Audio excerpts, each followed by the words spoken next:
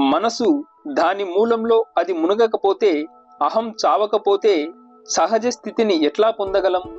ఎక్కడ అహం లేదో అక్కడ మనం అదై ఉంటాం, అంటే అసలు సత్యమై ఉంటాం.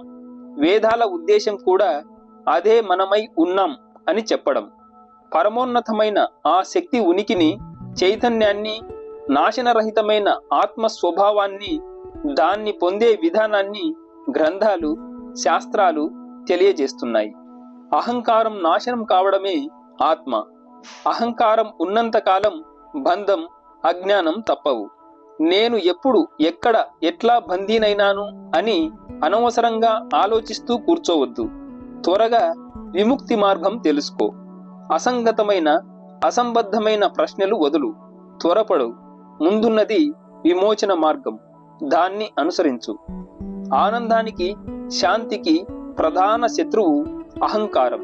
అందుచేత దాన్ని రెచ్చగొట్టకూడదు.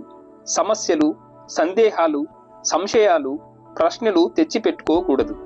వాటి సమాధానాల కోసం, సంతృప్తి కోసం మరిన్ని ప్రశ్నలు వేసుకొని నిన్ను నువ్వు వేధించుకోకు. అదంతా తెలివి, ప్రకటన, ఆర్భాటం మాత్రమే. ఏ పద్ధతిలోనైనా అహంకారం ఉండనే ఉంటుంది. కనుక అసలు ప్రశ్న ప్రశ్నగానే పరిష్కారం కాకుండా మిగిలి ఉంటుంది.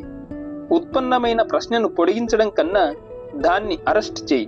దాన్ని ఖైదులో బంధించి నేనెవరు అనే విచారణతో ప్రశ్నను తోసేయి.